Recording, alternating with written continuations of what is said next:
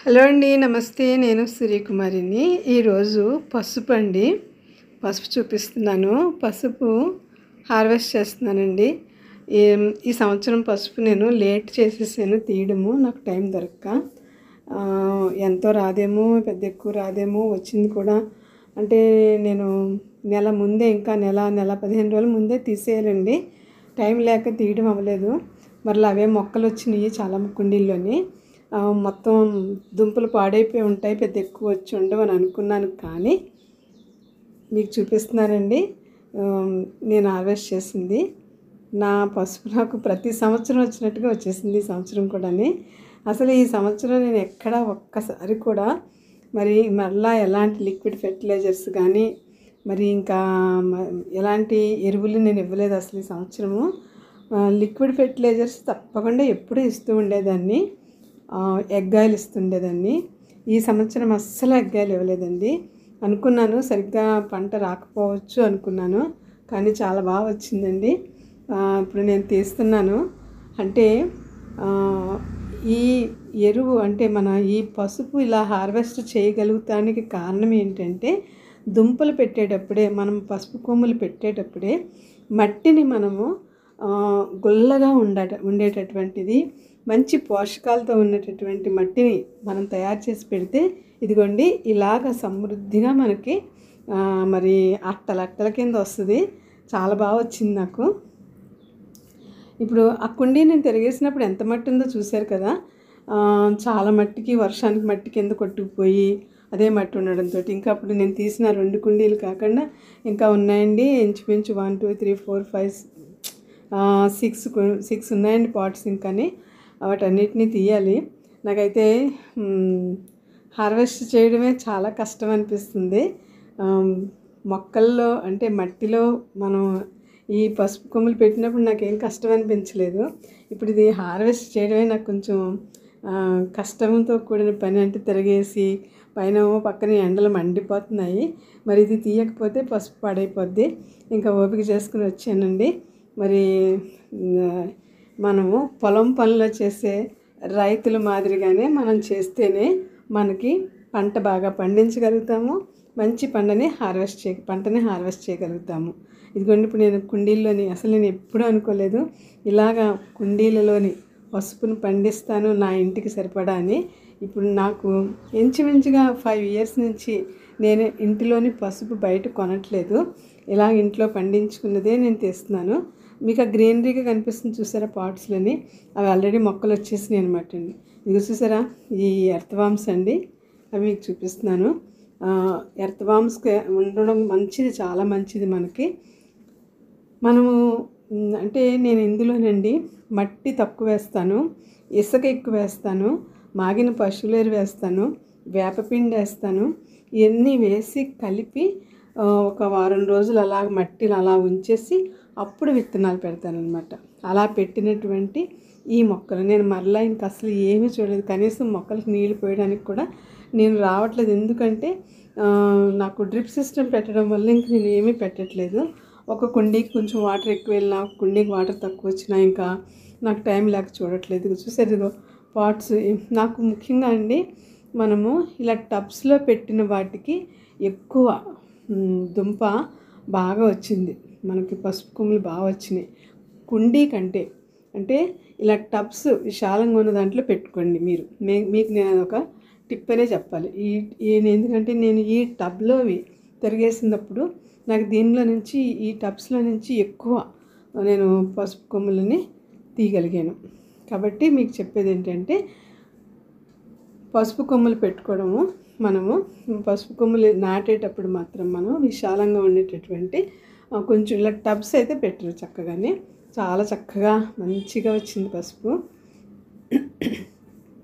చూసారు ఎంత బాగా వచ్చిందండి.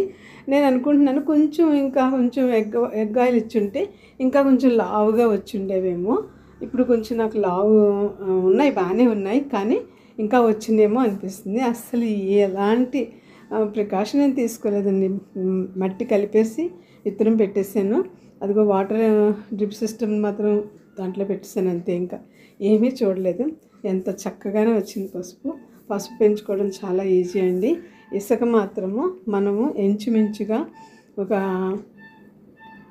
40% ఇసుక వేసుకోవాలండి. ఇసుక ఉంటేనే గుల్లగా, చూసారు ఇప్పుడు ఈ మట్టి అంతా ఎంత గుల్లగా ఉందని, ఇలాగా గుల్లగా ఉంటేనే మనకి దుంప ఊరుతుంది లోపల. మట్టి టైట్ అయిపోకూడదు. తర్వాత అండి పసుపుకి మనము జిగురు మట్టి పెట్టకూడదు, జిగురు మట్టి వాడకూడదు, అది టైట్ అయిపోద్ది అనమాట. అందుకని గుల్లగా ఉండాలి.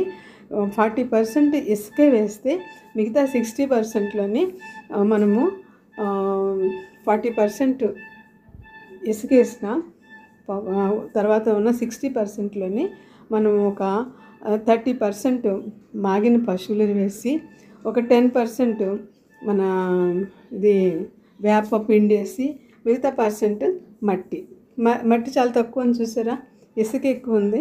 ఆ లెక్కన నేను కలిపి పెట్టేసినప్పుడు ఇలాగ నేను హార్వెస్ట్ చేయగలుగుతున్నానండి. నేను ప్రతి సంవత్సరం కూడా నేను ఎక్కువగా హార్వెస్ట్ చేయగలుగుతున్నాను. టబ్స్లో పెట్టడం వల్ల ఇంకా ఎక్కువ వస్తుంది. అంటే నేను ఏం చేస్తున్నానంటే కుండీల్లో ఎందుకు పెట్టానంటే, ఎక్స్ట్రాగా ఏమన్నా 2-3 దుంపలు అలా మిగిలిపోయినవి ఉంటే కుండీలు ఉంటే ఖాళీగా అందులో పెట్టేయడం వల్ల నాకు కుండీల్లో వాటిలో దుంప చిన్నగా వచ్చింది. టబ్స్ దాంట్లో నాకు పసుపు కొమ్ములు పెద్దగా వచ్చినాయి. ఇదండి హార్వెస్ట్. చాలా చాలా హ్యాపీ అనిపిస్తుంది. కాదంటే పైన ఎండ మండిపోతుంటే ఎంత తొందరగా అయిపోద్దా అనిపించినట్టు నేను చేయడమైంది. చూసారా, మొక్కలు వచ్చేసినాయండి. ఈ మొక్కలను కూడా నేను తెంపేసేసి ఇప్పుడు వాటిని కూడా ఏదైనా మట్టిలో గుచ్చేస్తాను నేను. బహుశా మరి ఒకవేళ వస్తే రావచ్చేమో. కానీ దుంపలు మాత్రం మనము ఇలా హార్వెస్ట్ చేయాలంటే, ఇదిగో చూసారా, ఇది ఒక్క టబ్లో వచ్చిందండి. ఈ మొక్కలు వచ్చేసినవి, ఇవి కూడా కడిగేసేసి నేను వేరే దాంట్లో పెడతాను కుండీల్లోని. ఇదిగో ఇలాగ ఒక్క టబ్లో వచ్చినవి. దీనికి కొంచెం మట్టి ఎక్కువగా ఉంటే నేను వీటిని కడిగేస్తున్నాను అనమాట. ఇలాగ మనము చక్కగా అసలు ఏమీ శ్రమ పడక్కర్లేదు. పసుపు పెంచడం చాలా ఈజీ. నేను చేస్తూ మీకు చూపిస్తున్నాను. మరలా నేను మొక్క పెట్టేటప్పుడు కూడా మీకు చూపిస్తాను. ప్రతి సంవత్సరం నేను హార్వెస్ట్ చేస్తూ చూపిస్తున్నాను. మొక్క పెట్టేటప్పుడు కూడా నేను చూపిస్తున్నాను మట్టి ఎలా కలుపుతాం అనేది. ఈసారి కూడా నేను మీకు మట్టి ఎలా కలపాలనేది నేను కలిపేటప్పుడు చూపిస్తాను. చూడండి, కొత్తగా మరి గార్డెన్ పెట్టుకున్న వాళ్ళు, తెలియని వాళ్ళకి ఐడియా ఉంటుందని నా ప్రయత్నం నేను చేస్తున్నాను. ఎలాగో నేను హార్వెస్ట్ చేసుకుంటున్నాను, ఎలాగో మొక్కలు పెడుతూ ఉంటాను, విత్తనాలు పెడుతూ ఉంటాను కదా. ఇలాగ మనము ఒకసారి మీరు ఏ ఆన్లైన్లో దొరుకుతుంది, ఆన్లైన్లో తెప్పించుకోండి. మార్కెట్లో దొరుకుతుందో లేదో, కానీ బజార్లో అమ్మే పసుపు మాత్రము అవి మొక్కలు రావు. ఇవి పచ్చి పసుపు మీరు మార్కెట్లో అమ్మితే కొనుక్కోండి. ఇది ఒక్క టబ్లో నుంచి వచ్చినటువంటి దుంపలు. చూసారా ఎంత బాగా వచ్చినాయని. ఒక్క టబ్లో, కుండీల కంటే టబ్లో ఎక్కువ. ఇది ఒక టబ్బు. ఇంకా ఇప్పుడు నాకు ఇంకో 2 టబ్బులు ఉన్నట్టున్నాయి. ఒక కుండీ ఉందండి. ఇదండి ఈరోజు నేను హార్వెస్ట్ చేసిందంతా కూడా మీకు మళ్ళీ నేను చూపిస్తున్నాను. మట్టిలోంచి తీయడం అంటే ఎందుకు నేను ఇంత క్లియర్గా మీకు చూపిస్తున్నానంటే, మరి ఈ సంవత్సరం పండిన పంటేనా అంటే కూడా అడగచ్చు కదా. అందుకోసం అని చెప్పి నేను తీస్తూ మీకు నేను చూపిస్తున్నానండి. ప్రతి సంవత్సరం నేను హార్వెస్ట్ చేస్తూ మీకు చూపిస్తూ ఉంటాను. ఈ సంవత్సరం కూడా నేను చక్కగా హార్వెస్ట్ చేశాను. మొత్తం అంతా తీసిన తర్వాత కూడా మీకు చూపిస్తాను. ఇప్పుడు మీరు చూస్తూ ఉండండి. చిన్న ప్రేయర్ చేస్తాను. చూసారా, ఇది టబ్లో నుంచి తిరిగేసింది అనమాట. దీని నిండా దుంప ఉందండి. చాలా బాగా వచ్చింది దుంప. లావుగా కూడా ఉంది, అంతా దుంప ఉంది. కొన్ని చోట్ల మొక్కలు వచ్చేసినాయి అనమాట. చిన్న ప్రేయర్ అండి. పరిశుద్ధమైన తండ్రి, పరలోకమందున్న ప్రభువా, మీకు వందనాలు, స్తుతులు తండ్రి. దేవాని దయగలస్తం మాపై ఉంచినందుకు ఎంతో స్తుతులు. ఇదిగా ఇచ్చిన ఈ పసుపు కొరకు వందనాలు ప్రభువా. దేవా, ఇంతగా చక్కగా పండించడానికి నాకు ఇచ్చిన ఈ నడిపింపుని బట్టి నీకు స్తుతులు చెల్లిస్తున్నాను ప్రభువా. మా దేశాన్ని, మా రాష్ట్రాన్ని మీరు జ్ఞాపకం చేసుకున్నందుకు వందనాలు. ఇచ్చిన నెమ్మది గల పరిస్థితులను బట్టి మీకు వందనాలు చెల్లిస్తున్నాం ప్రభువా. మా గార్డెన్ ఆశీర్వదించండి. ఇలాగే తండ్రి, ఎవరైతే కొత్తగా గార్డెన్ పెట్టుకోవాలనుకుంటున్నారో వాళ్ళకి సహాయం దయచేయండి దేవా. మరి ముఖ్యంగా నైనా మీ నామానికి మహిమకరంగా మేమందరము నేను బతుకున్నట్లు సహాయం దయచేయండి.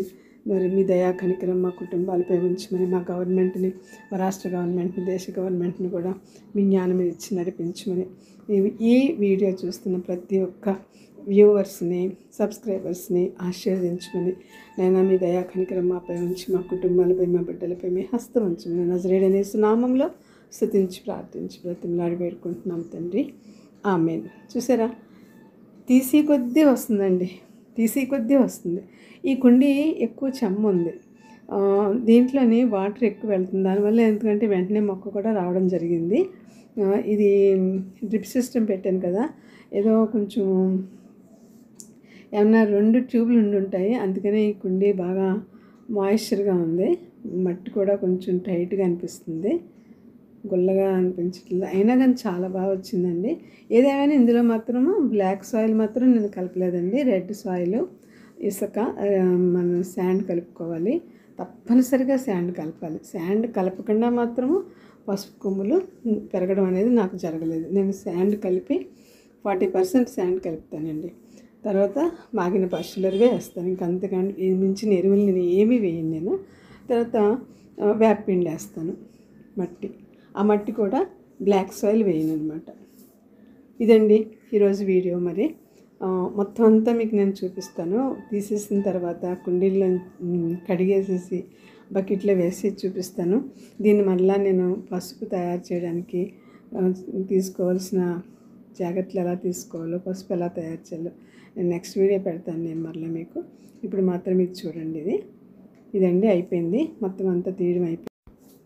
ఇదండి టబ్లో, ఈ ఒక్క టబ్లోంచి తీసింది. అంతా కడిగి చూపిస్తాను మీకు మళ్ళీ. మొత్తం అంతా కలిపి ఇంచుమించుగా నాకు బకెట్న్నర ఈ పసుపు కొమ్ములు వచ్చినాయండి. ఇది చూసారా, ఇదొక బకెట్, ఇదొక హాఫ్ బకెట్.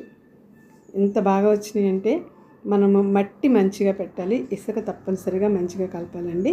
ఇదొకటే. మాగిన పశువుల ఎరువు తప్పనిసరిగా ఉండాలండి. లేదంటే మీరు వర్మీ కంపోస్ట్ వేసుకుంటానంటే అది కూడా వేయచ్చు, నో ప్రాబ్లమ్. నేను మాత్రం ఎప్పుడు కూడా మాగిన పశువుల ఎరువు వేస్తుంటాను. ఓకే అండి, థ్యాంక్స్ ఫర్ వాచింగ్. బాయ్ అండి.